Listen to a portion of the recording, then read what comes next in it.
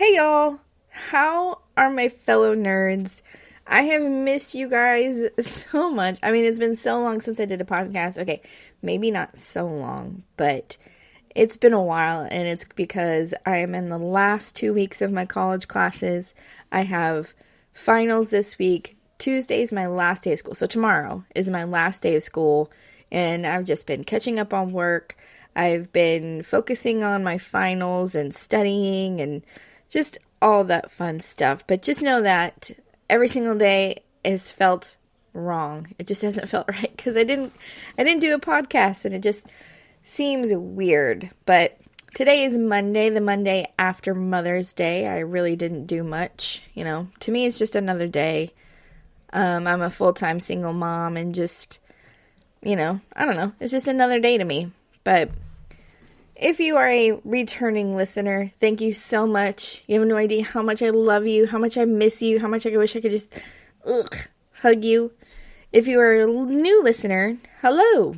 Thank you for checking out my podcast. If I could give you a hug, I'd give you a hug as well. I hope you enjoy my podcast. I hope you learn something new. Or you just find something that you might be interested in watching. If you could like, subscribe, follow, and comment on whatever platform you're listening to, it is much appreciated. I don't have an intro, but I'm going to work on it. As soon as school gets out, it'll be summertime, and I will have time to focus on an intro. So that is my summer goal, is to have an intro, and I'm going to do it. But here it is. This is the Nerd in Texas podcast. I am Chanel Fortney, your hostess, and I talk about movies, TV shows, books, some video games. I've actually been heavy in Fortnite lately. I even got the Batman skin, and it's super cool. I love all kinds of fandoms such as Star Wars, Marvel, DC, and many more. So if you're wanting to know the latest or just interested in something new to watch, then you're in the right place. If you hear stuff going on in the background, it's because Lily is home. This has been such a mess, y'all. She went to school because she had really bad allergies, and of course all the symptoms were the symptoms of COVID. She got a COVID test. It came back negative. But the doctor said, it's negative, but due to her symptoms, I want her to quarantine for 10 days. So she quarantined for 10 days and was allowed to go back to school today.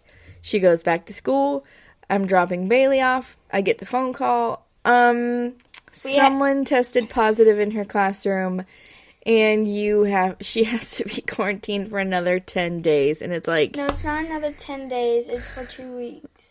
It's pretty much 2 weeks. She get it's just yesterday. So she's gonna be home even longer. Yes, and I cut her hair because it's so nice. Back in the day, I went to cosmetology school, and she needed a haircut really bad. So yeah, that's what's going on. Lily is home. So if you hear screaming YouTube videos in the background, that's why. It's Unspeakable. Yeah, I'm watching Unspeakable. So I normally talk about my topic first and then give you updates on my podcast, but I wanted to say a few things first. My tiny podcast is now on Podchaser. It's kind of like the Yelp of podcasts, and I want to make a huge shout out for Kevin for being my first review. Thank you so much. But I've also been getting this overwhelming support and love, and it's just been insane on Twitter. I'm going to call you guys my Twitter squad because there's so many that I wish I could thank. We have I'm now in a group on Twitter for podcasts and stuff, and podcasts that are kind of in the same category as mine, and I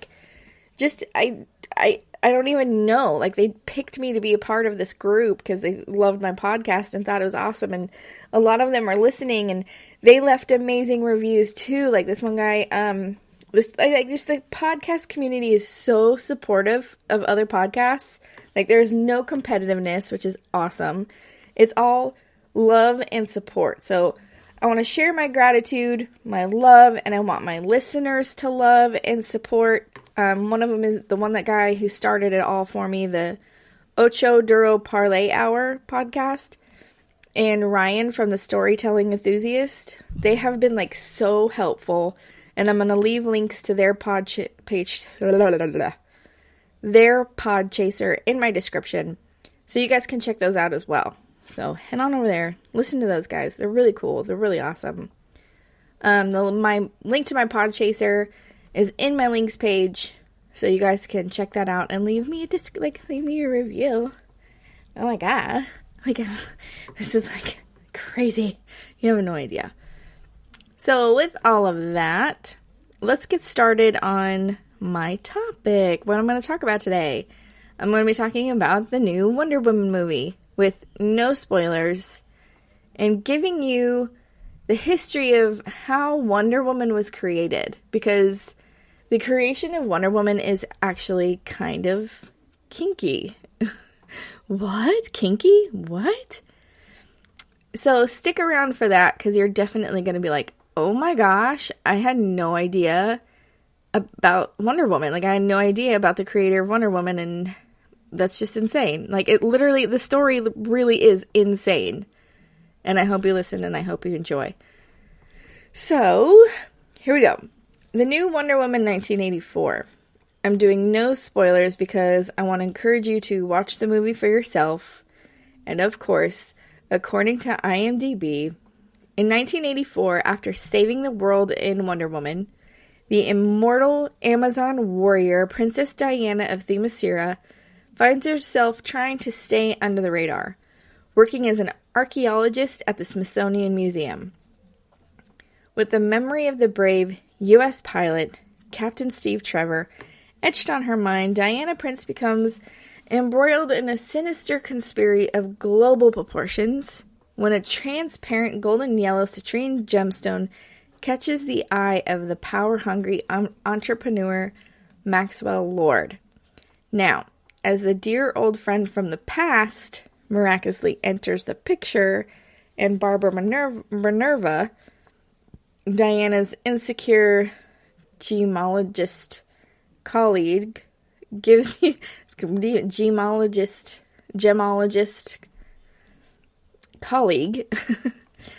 to desire, suddenly deceit, greed, and false promises catapult Maxwell into the limelight. More and more cataclysmic events push the world to the brink, and emotionally vulnerable Diana must address cruel dilemma. Can mighty Wonder Woman save humankind once again? Yo, IMDb, that was a mouthful. Like, that was a lot. Can you tone down the wordage just a bit? Like, it was just like, blah, blah, blah, blah, blah. Like, that's crazy. But anyways, we have Gal Gadot back as Wonder Woman. We have Chris Pine back as Steve Trevor. We have Kristen Wiig as Barbara Minerva / Cheetah. And Pedro Pascal as Maxwell Lord. I'm kind of break this down by character. So, of course, Gal Gadot was amazing as Diana Prince / Wonder Woman as well. It was a good movie, and I loved it. My girls loved it. Lily has watched it like 4 times. She had a best friend stay the night over, and we found out she's never seen the Wonder Woman movies or Justice League. So I was like, what? So we kind of had a Wonder Woman marathon, and we watched the first one and the second one, and of course the girls loved it. But there's some things that I didn't like about it. I didn't like the depressed, lonely Wonder Woman. You know, I've been single for a long time. I get it, Diana. I get it. I get it, Wonder Woman. I get it. But Wonder Woman is supposed to be like independent woman. She's supposed to be like the independent woman of all independent women. You know, she don't need no mans. I understand she was depressed about Steve Trevor and she needed closure, but I didn't like the like sitting alone at a restaurant, watching couples and looking sad Wonder Woman. And I get more into that later when I start talking about the creation of Wonder Woman and how she was created, because it kind of goes against everything that the creator went for. Like, that wasn't his vision, I guess. But for Steve Trevor, when I saw the trailer, I was like, man, how's he gonna come back? Why is he back? Like, when you see a movie where they kill off a character and then they kind of regret killing off the character, and then they bring the character back, but they bring it back and, like, I don't know. You're just like, didn't that dude die? But I had low expectations on it, but they brought him back in a way that made sense. And so I'm not going to say how or what happens. You have to watch it for yourself, but it makes sense, and you need to watch it. So, Kristen Wiig. I have to say, I was blown away by Kristen Wiig and how she made a great villain. Like, she does make a good bad guy. Like, for me, she kind of stole the show, and I kind of wished that, oh man, I don't want to give it away. I just wish there was more her, and you'll see what I'm talking, more her as Cheetah. But when she goes full cheetah, she's kind of weird looking. Like, they could have made her look like a cheetah with less cheetah. I don't know. You just never go full cheetah, okay? Like, it was just a weird cheetah. So, Pedro Pascal, my favorite Mandalorian, Pedro Pascal plays Mandalorian, is Maxwell Lord in this movie. I'm not going to give too much away, but when you watch it and you see it, he goes to this extreme extent that he goes through and does some crazy, insane, like, things. And then the way it ends, you're almost like, wait a minute, shouldn't he have been in trouble for that? Like, okay, sure, let's just let him off the hook for everything that he just did. But anyways, I wanted to give it away without any spoilers. I'm going to end it on that note because I want you to check out Wonder Woman, and I really want to talk about how Wonder Woman created because it is an amazing story. Hey nerds, you know I love helping you out, so I'm giving you a little tidbit on if you are wanting to start a podcast. I highly suggest you start it with Anchor. It's the easiest way to make a podcast, and let me explain. 1, it's free. There are creation tools that allow you to record and edit your podcast right from your phone or your computer. Anchor will distribute your podcast for you so it can be heard on Spotify, Apple Podcasts, and many more. You can make money from your podcast with no minimum listenership. It's everything you need to make a podcast in one place. Download the free Anchor app or go to anchor.fm to get started. Okay, so for the first crazy fun fact, oops, sorry, I didn't mean to be all loud there for a second. For the first crazy fun fact that you probably did not know is that the same man that created Wonder Woman, it's Dr. William Moulton Marston, is the same man who invented the lie detector test. Like, he invented the polygraph test. Hint, hint, the lasso of truth. When bounded by it, you're forced to tell the truth. Hint, hint, it's like the Easter egg of all Easter eggs, you know? That's so crazy. But Dr. William Moulton Marston was an internationally famous psychologist, generally credited as the inventor of the polygraph test, which measures changes in blood pressure to determine whether someone is lying or not, which I actually didn't know that's like, I mean, I know they like kind of do it by your heart, but I didn't really know that they did it like by blood pressure. That's kind of pretty crazy. But so the idea to come up with a superhero / comic book came to him in 1940, and he didn't really give it a try until it didn't come out until 1941. So he had a whole year to kind of like sit on it and come up with it and think about it and all that fun stuff. So, because if you really think about it, in the 40s, women were not allowed to be portrayed in a sexual manner and they didn't want to see women being hurt or abused or suffer in any way, even if it's in a comic book for superheroes where, I mean, superheroes get beat up. You get Captain America, who gets punched in the face all the time, and Captain America came out kind of around the same time-ish. No. Okay. Anyways, so they didn't want to see a woman, like, getting punched in the face or anything like that, like a superhero would. So before I get on into all of that, Dr. Moulton was a successful, famous psychologist and a married man. But he also had a secret life. He was a professor at Harvard and got involved with a student. That student later became his live-in mistress. Now, in the 40s, it was completely unheard of, and not only unheard of it, but if the town or people found, like, you were all about your status back then. And if people found out, like, not only did he cheat, but then also talk his wife into having, like, a sister-wife type of relationship with this other woman, it would have just been, like, tore everyone apart. Well, tore his whole life apart. Torn his wife's life apart. So it was really just, like, you know, you got to worry about your status back then. They kept the mistress a secret, told everyone she was a relative or some sort of a live-in nanny. I forgot what they said I forgot they said she was like a cousin. I don't remember that part. But he had kids with both of them. And the messed up part is that the kids he had with this mistress, they never called him dad. They continued this lie that he was their relative to keep up their status. And from what I remember, they kind of like resented him later on because even they had their suspicions that this guy is really my dad. But he, you know, he treated the kids that he had with his wife like their kids, like their son, the dad.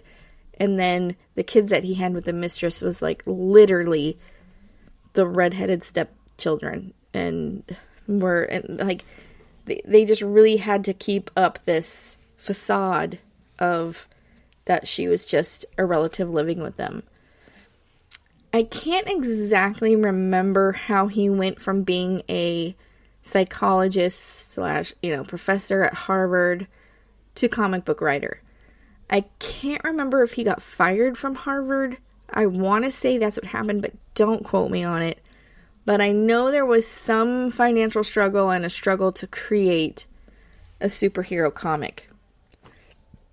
Now for the student turned mistress. Okay, this is where things get kinky.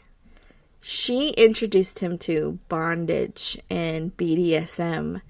And if you look back at the old comics, Wonder Woman, there are some comics where she gets captured and is always tied up in some way. And with BDSM and with bondage, she has her cufflinks. And she just, if you start looking at her costume in that kind of way, you start noticing things like, oh dang, that really is kind of like how things would be.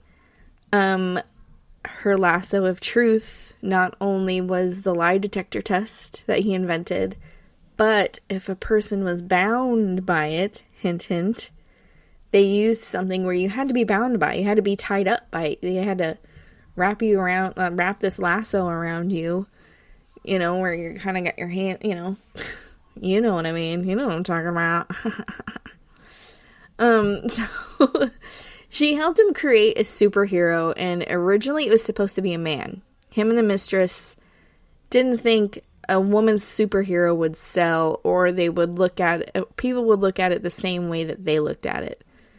So they came up with this character, and it was his wife. It wasn't until his wife was like, yo, you might be the mistress, but I'm the wifey. Why can't the woman be the superhero? Why can't she do the saving as opposed to having to be saved? So the comics from 1941 to 1947 were extremely kinky. They're extremely sexual. You see her being like tied up and, even back in the cartoons back then, she's like you get that she's tied up to, what are they called?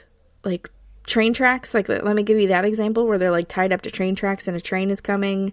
Or there's some where she gets captured and she's like tied up and she's like, I don't know. You just have to look at the old comics from 1941 to 47 because that's when they're sexual and kinky. Moulton stopped writing the comics in 1947.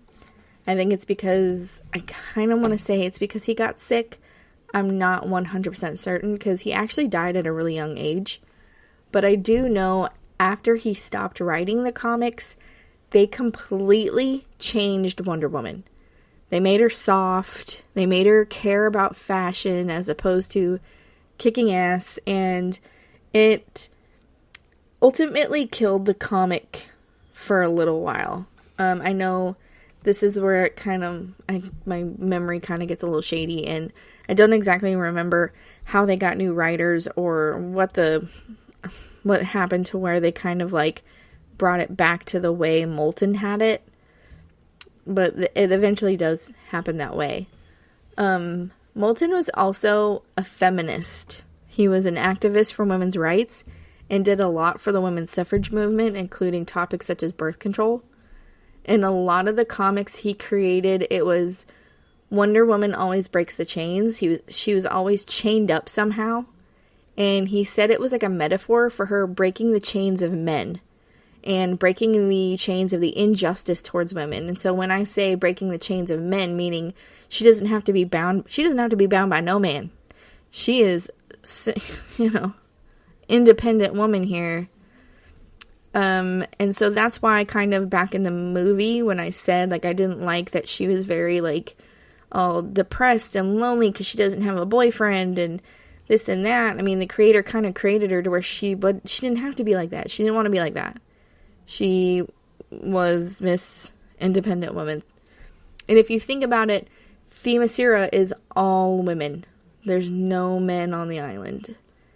And one of the things that sparked this like being chained thing is back then women chained themselves to the gates of the White House, and so he kind of took that as a little bit of inspiration and chained Wonder Woman. And in a they have this whole artwork where she's like breaking all the chains, and all the chains have words on them like injustice and this and that and women's right. And I'll see if I can like post it on all my social medias and stuff like that when I promote